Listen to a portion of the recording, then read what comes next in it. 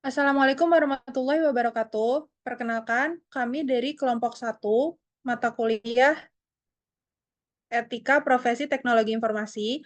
Kami di sini ingin mempresentasikan presentasi kami yang berjudul Dampak Teknologi Informasi pada Standar Hidup dan Produktivitas. Kami beranggotakan 4 orang, yakni Normaliza Firdia dengan NIM akhir 27, Muhammad Zikri Pasa dengan NIM akhir 32, Jovan Kabalkis dengan NIM akhir 38, dan juga Rio Apriandi Rosman dengan NIM akhir 42.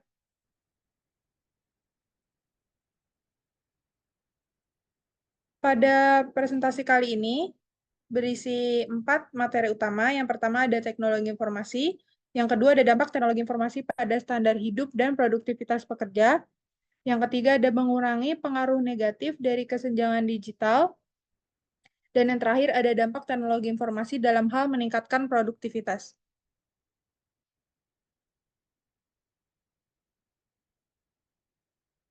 Selanjutnya adalah teknologi informasi. Teknologi informasi ini telah menjadi kekuatan pendorong utama globalisasi di berbagai bidang, termasuk bidang ekonomi, informasi, dan juga tentunya komunikasi. Kemajuan pesat teknologi ini telah memungkinkan pembangunan prasarana yang memfasilitasi interaksi global dan juga mendorong pertumbuhan ekonomi. Teknologi informasi ini telah mengubah cara kita bekerja, berkomunikasi, mengakses informasi, dan juga membawa dampak yang signifikan terhadap kehidupan manusia di berbagai sektor.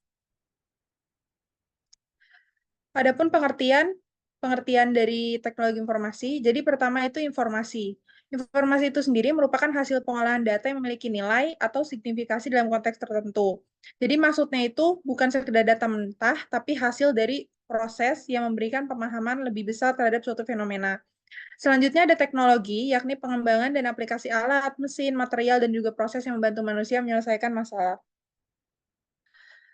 Teknologi informasi itu adalah teknologi yang digunakan untuk mengolah data, memproses, menyusun, menyimpan, memanipulasi, untuk menghasilkan informasi yang baik. Selanjutnya ada teknologi informasi. Teknologi informasi ini tidak hanya terbatas pada teknologi komputer, tetapi juga mencakup teknologi komunikasi untuk mengirimkan informasi agar dapat diakses oleh semua orang. Selanjutnya adalah dampak teknologi informasi terhadap bisnis. Di sini kami menampilkan 4. Yang pertama itu teknologi informasi secara signifikan meningkatkan pilihan yang tersedia bagi perusahaan, yakni memegang peranan penting dalam implementasi yang efektif terhadap kinerja perusahaan. Yang kedua, yakni memberikan lebih banyak informasi ke manajer melalui pemakaian sistem pengambilan keputusan atau decision support system yang mempengaruhi proses pengembangan strategi pemasaran ke depannya. Yang ketiga, memiliki kemampuan untuk mengintegrasikan berbagai bagian yang berbeda dalam organisasi. Dan yang terakhir yang keempat adalah mempengaruhi hubungan antara organisasi dengan lingkungan, seperti pelanggan dan juga pemasok.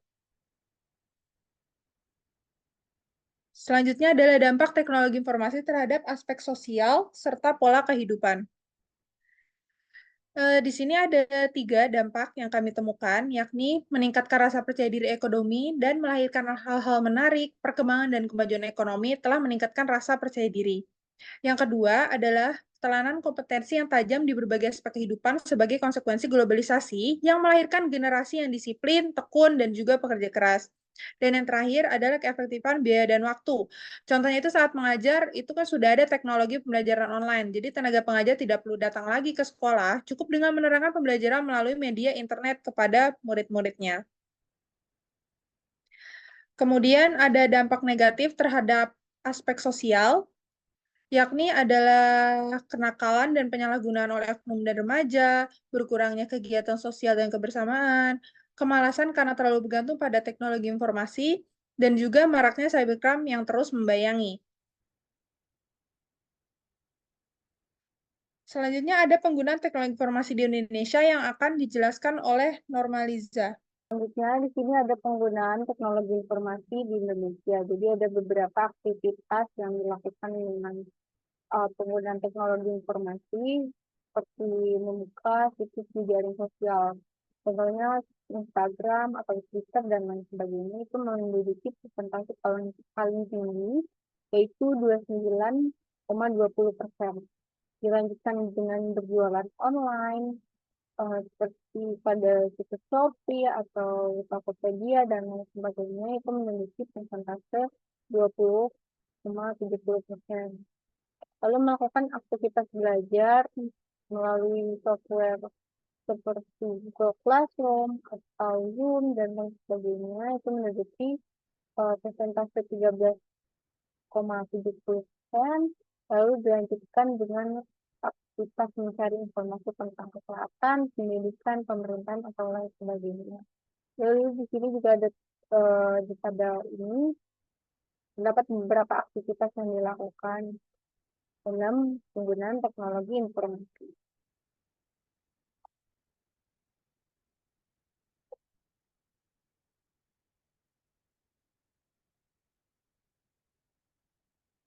Lalu di sini ada teknologi informasi dan produktivitas.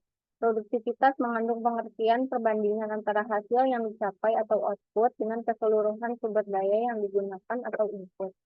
Tingkat produktivitas yang dicapai merupakan suatu indikator terhadap efisiensi dan kemajuan ekonomi untuk ukuran suatu bangsa. Produktivitas memiliki dua dimensi, yaitu efektivitas dan efisiensi. Efektivitas ini berkaitan dengan pencapaian kerja yang maksimal, sedangkan efisiensi ini berkaitan dengan upaya membandingkan, memastikan dengan realisasi penggunaannya.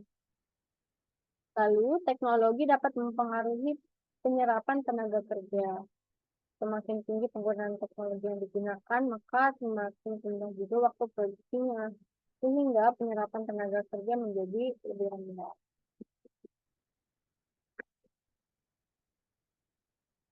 Lalu di sini ada peran teknologi informasi dalam produktivitas. Yang pertama itu meningkatkan efisiensi. Teknologi dapat meningkatkan efisiensi operasional dengan otomatisasi proses produksi, distribusi, dan pemasaran. Otomatisasi mengurangi ketergantungan pada tenaga kerja manusia, mengurangi biaya operasional, dan memungkinkan sumber daya manusia untuk tugas yang lebih kompleks. Lalu peran yang kedua itu meningkatkan inovasi. Jadi teknologi mendorong inovasi dalam berbagai bidang seperti produk, layanan, dan proses bisnis. Inovasi ini menghasilkan produk dan layanan baru yang lebih efektif dan efisien, serta berpotensi untuk meningkatkan produktivitas secara keseluruhan. Lalu penciptaan lapangan kerja baru. Teknologi ini menciptakan lapangan kerja baru di berbagai sektor ekonomi seperti teknologi informasi, e-commerce, transportasi online, dan logistik. Perkembangan teknologi informasi dan komunikasi atau TIK ini telah memicu pertumbuhan sektor dengan pesat. Lalu di sini ada beberapa tantangan teknologi dalam produktivitas. Yang pertama itu, teknologi dapat menciptakan kesenjangan ekonomi karena membutuhkan keterampilan dan pendidikan yang tinggi untuk menggunakannya yang lebih efektif dan mengurangi dampak negatifnya. Lalu diperlukan kebijakan yang mendukung peningkatan keterampilan dan pendidikan tenaga kerja untuk mengatasi tantangan tersebut. Lalu pemerintah perlu memberikan bantuan kepada tenaga kerja yang terkena dampak negatif dari perkembangan teknologi. Lalu di sini ada kesenjangan digital dalam teknologi informasi.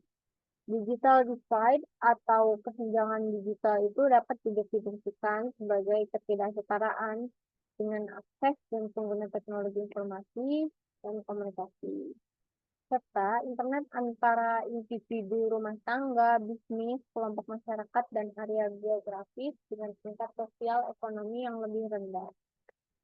Nah, dengan kata lain, kesenjangan digital sebenarnya menggambarkan perkembangan dalam peluang untuk mengakses dan memanfaatkan teknologi dan konten digital untuk berbagai aktivitas.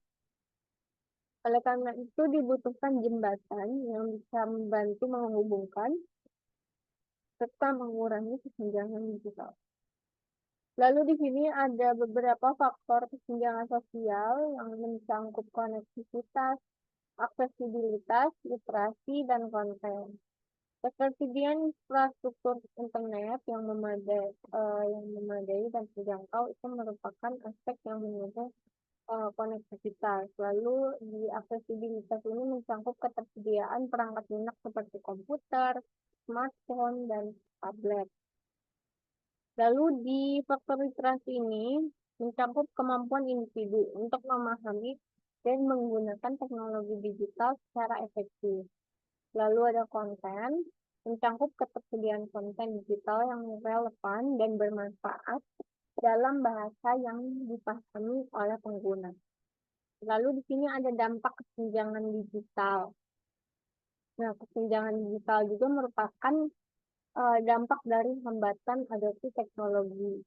Kesenjangan digital masih sering dikaitkan dengan budaya kuno, terutama di negara seperti Indonesia yang masih mempertahankan budaya dan tradisi yang diturunkan dari generasi ke generasi, sehingga sulit menerima inovasi teknologi yang terjadi secara terus-menerus. Ini seperti di beberapa suku yang menolak adanya penggunaan teknologi seperti suku Dayak dan lain sebagainya. Lalu berikut penyebab kesenjangan digital. Yang pertama itu sikap yang enggan menerima perubahan teknologi baru atau kurangnya kesadaran akan manfaat yang dapat diperoleh melalui penggunaan teknologi. Lalu ada adopsi teknologi baru seperti internet atau perangkat digital mungkin dianggap tidak relevan atau bahkan tidak diinginkan karena kekhawatiran terhadap perubahan sosial atau budaya yang mungkin terjadi. Lalu di sini kita juga menyajikan beberapa cara untuk mengatasi kesenjangan digital dengan memberikan pemahaman tentang manfaat dan bahaya internet untuk mengurangi kesenjangan digital, lalu melakukan pelatihan literasi digital, dan membangun pojok digital. Nah, edukasi mengenai internet juga memungkinkan masyarakat untuk memanfaatkan teknologi ini secara produktif. Namun, di sisi lain, pemahaman tentang bahaya internet seperti risiko keamanan data, lalu konten berbahaya, dan masih banyak lagi bisa membantu masyarakat menghindari dampak negatif. Memberikan pemahaman ini bisa dilakukan dengan cara seminar, baik online ataupun offline. Lalu dengan melakukan pelatihan literasi digital, itu melibatkan kegiatan pelatihan dan pendampingan untuk akses internet. Didukung oleh fasilitas dan perangkat yang memadai, serta penyedia sumber informasi berbasis digital. Nah, dengan cara tersebut, peserta akan memberikan pelatihan untuk memahami cara menggunakan internet dan teknologi terkait dengan efektif dan aman. Lalu juga membangun pojok digital. Nah, pelaksanaan pojok digital dapat dilakukan dalam 3 tahap. Yang pertama persiapan, lalu pelaksanaan, dan tindak lanjut. Tahap persiapan ini meliputi koordinasi, diskusi, dan pengambilan keputusan terkait desain pojok digital. Tahap pelaksanaan meliputi pemetaan sosial, mengumpulkan data, dan membangun pojok digital. Tahap tindak lanjut meliputi kunjungan pendampingan dan penilaian atas fungsionalitas pojok digital. Baik, selanjutnya adalah meningkatkan produktivitas. Jadi, penggunaan teknologi informasi memungkinkan perusahaan untuk meningkatkan efisiensi operasional, mengoptimalkan pengambilan keputusan, dan memberikan layanan yang lebih baik kepada pelanggan. Dengan demikian, kemampuan untuk mengadopsi dan memanfaatkan teknologi informasi secara efektif menjadi faktor kunci bagi kesuksesan dan daya saing perusahaan di pasar global. Nah, berikut merupakan dampak teknologi informasi dalam meningkatkan produktivitas.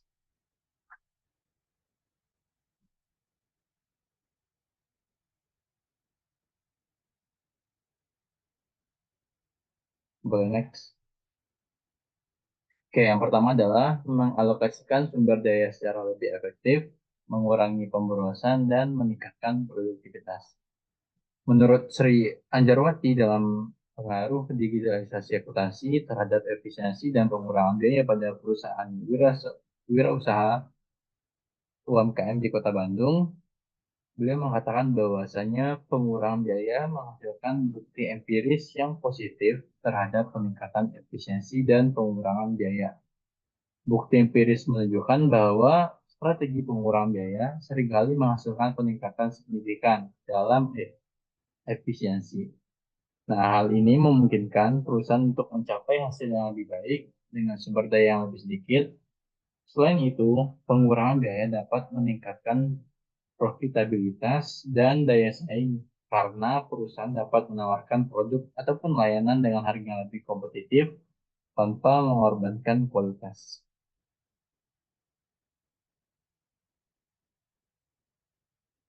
Lalu yang kedua adalah meningkatkan motivasi karyawan. Adapun studi kasus dari CV Laut Selatan Jaya menunjukkan bahwa sistem yang diterapkan meningkatkan motivasi para karyawan. Hal ini berdampak pada peningkatan produktivitas hingga 39% dengan potensi keuntungan sebesar 157.248 juta rupiah dari peningkatan produktivitas karyawan. Selain itu, investasi dalam teknologi informasi juga menghasilkan manfaat yang tidak berwujud seperti peningkatan moral kerja dan pelayanan yang lebih baik kepada pelanggan, yang pada akhirnya dapat meningkatkan produktivitas keseluruhan organisasi ataupun perusahaan.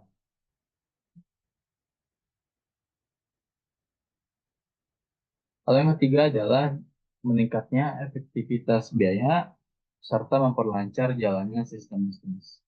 Dari sisi pengurangan biaya, perusahaan dapat melakukan analisis faktual yang komprehensif untuk mengidentifikasi area-area di mana penghematan dapat dicapai. Berikut beberapa strategi yang dapat diterapkan untuk pengurangan biaya. Yang pertama itu adalah dengan mengurangi jumlah sumber daya manusia yang terlibat dalam operasi bisnis. Lalu yang kedua adalah dengan pengurangan biaya operasional seperti mengelola lebih baik pasokan dan mengurangi biaya overhead. Lalu yang ketiga adalah mengurangi biaya barang atau material dalam stok gudang, juga mengurangi biaya penyimpanan dan risiko penurunan nilai.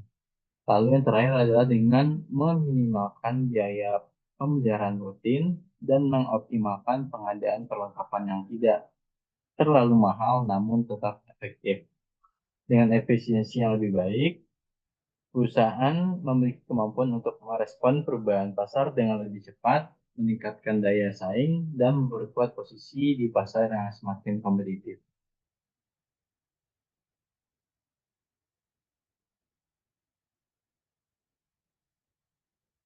Lalu yang selanjutnya adalah otomatisasi tugas.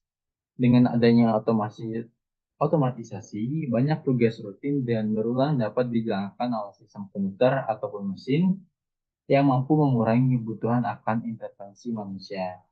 Nah, menurut sebuah studi oleh Brian Jobson dan Nick Evey tahun 2014, mereka mengatakan bahwasanya organisasi yang mengadopsi otomatisasi cenderung melihat peningkatan produktivitas dan pengurangan biaya operasional, yang pada gilirannya akan meningkatkan daya saing mereka di pasar global.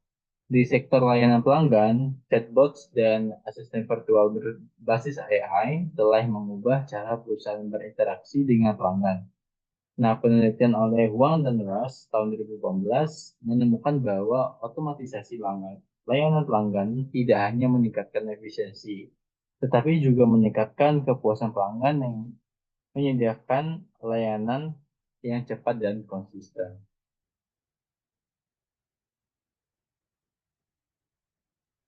Lalu yang selanjutnya adalah adanya kemudahan akan akses informasi. Dengan kemajuan internet dan penyimpanan cloud, informasi dapat diakses dari mana saja dan kapan saja.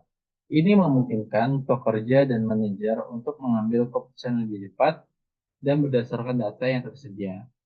Sebuah penelitian oleh Barat Watch dan kawan-kawan pada tahun 1999 menunjukkan bahwa akses informasi yang lebih baik meningkatkan kecepatan dan kualitas pengambilan keputusan dalam organisasi. Selain itu, akses informasi yang lebih baik memungkinkan kolaborasi lintas fungsi dan lintas departemen yang lebih efisien. Nah, menurut sebuah studi oleh Davenport dan Prusak tahun 98 menunjukkan bahwasanya manajemen pengetahuan yang efektif dan akses informasi yang cepat dapat meningkatkan produktivitas organisasi dan memfasilitasi inovasi.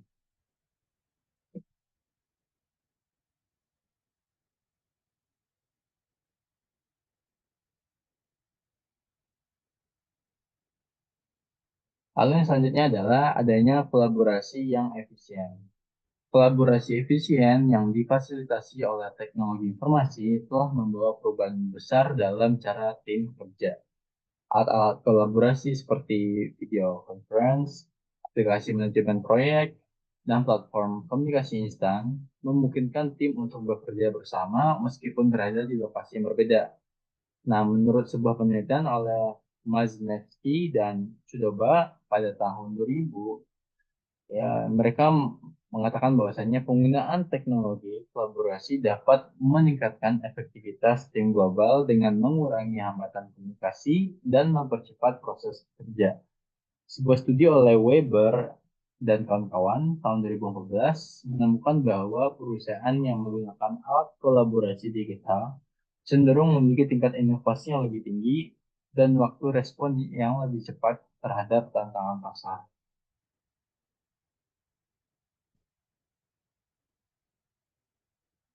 Lalu yang selanjutnya adalah implementasi analitik data dalam meningkatkan produktivitas dan kualitas. Analitik data merupakan salah satu alat paling kuat yang ditawarkan oleh teknologi informasi untuk meningkatkan produktivitas dan kualitas. Dengan menganalisis data besar ataupun big data, perusahaan dapat mengidentifikasi tren, pola, dan anomali yang tidak terlihat melalui metode tradisional. Nah, analitik data memungkinkan personalisasi layanan dan produk yang meningkatkan kepuasan pelanggan. Dengan menganalisis data perilaku pelanggan, perusahaan dapat menawarkan rekomendasi yang lebih relevan dan personal. Dengan menggunakan model prediktif, perusahaan dapat meramalkan permintaan pasar, mengoptimalkan rantai pasokan, dan mengidentifikasi risiko sebelum menjadi masalah besar.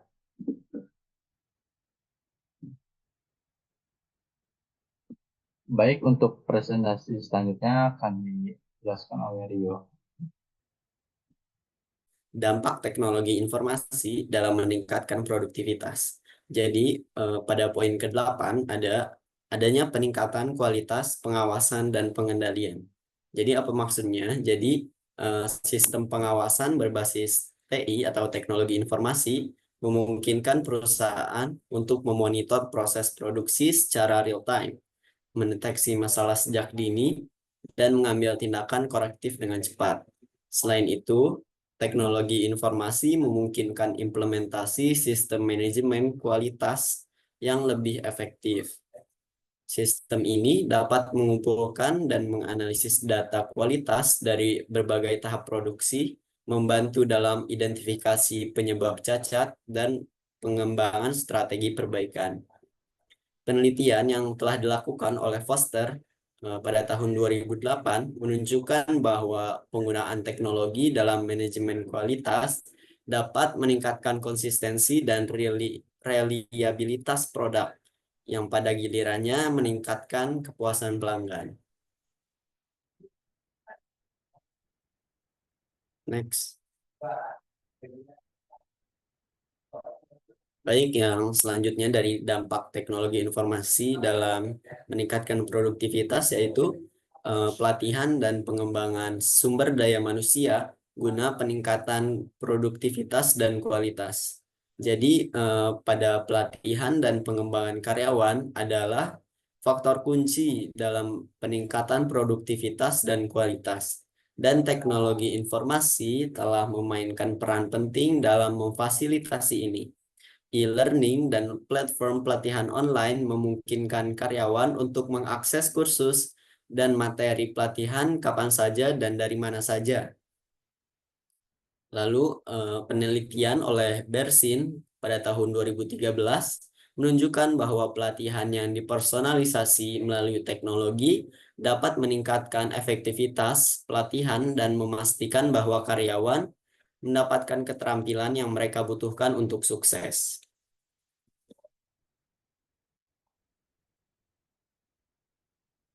Jadi tadi sudah saya jelaskan mengenai dampak dari teknologi informasi dalam meningkatkan produktivitas. Selanjutnya di sini saya akan menjelaskan mengenai kesimpulannya. Jadi kesimpulan pada materi ini yaitu penggunaan teknologi informasi atau TI telah banyak mempengaruhi berbagai aspek kehidupan, seperti produktivitas pekerja dan standar hidup. Dalam tulisan ini, kami telah membahas beberapa topik penting yang berkaitan dengan hal ini, yaitu akses ke layanan, komunikasi, dan informasi penting telah dipermudah oleh TI atau teknologi informasi. Sebagai hasilnya, karyawan kini menjadi lebih produktif dan dapat memanfaatkan waktu mereka sebaik-baiknya. Secara keseluruhan, teknologi informasi atau TI telah meningkatkan standar hidup dengan menawarkan platform dan alat yang membuat hidup lebih mudah. Kesenjangan digital masih ada meskipun memiliki banyak keuntungan. Peningkatan pelatihan keterampilan digital, perangkat yang lebih murah untuk semua segmen masyarakat, dan akses internet yang lebih baik adalah upaya untuk menutup kesenjangan ini. Akibatnya, semua orang bisa mendapatkan keuntungan. Dengan demikian, seluruh masyarakat dapat memperoleh manfaat dari kemajuan TI atau teknologi informasi. Jadi, teknologi informasi ini meningkatkan efisiensi operasional, mengurangi kesalahan manusia atau human error, dan memungkinkan otomatisasi proses. Hal ini menurunkan biaya produksi sekaligus meningkatkan kualitas barang dan jasa. Juga teknologi informasi ini dapat meningkatkan produktivitas dengan memakai fiturnya dengan sebaik-baiknya.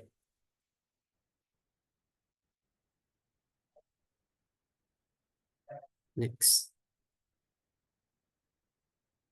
Baik, di sini ada referensi sumber penelitian kami, jadi yang sudah kami jelaskan sebelumnya dan sudah kami cantumkan citasi sebelumnya.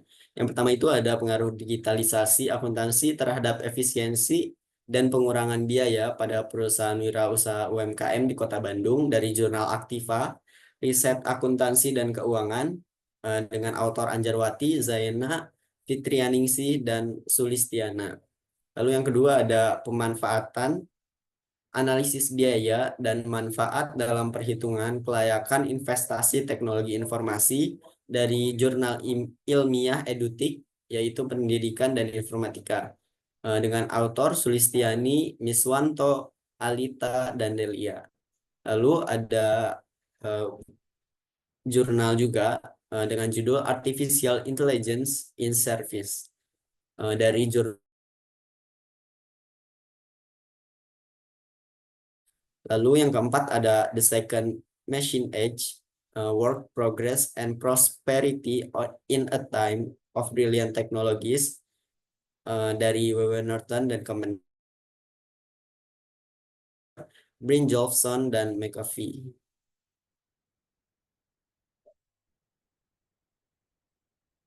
Next. Lalu ada Information Technology Effect on Firm Performance as Measured by Tobin's Management Science pada tahun 1999 oleh Bharadwaj dan Konsinski. Lalu ada Analytics at Work, Smarter Decision, Better Result dari Harvard Business Press dengan autor Davenport, Harris, dan juga Morrison pada tahun 2010. Lalu ada Bridging Space Over Time, Global Virtual Team Dynamics and Effectiveness, Organization Science pada tahun 2000 dengan autor Maznevsky dan Chodoba. Dan ada Managing Quality, Integrating the Supply Chain, John Wiley dan Sons dengan autor Foster dan Gardner pada tahun 2022. Next.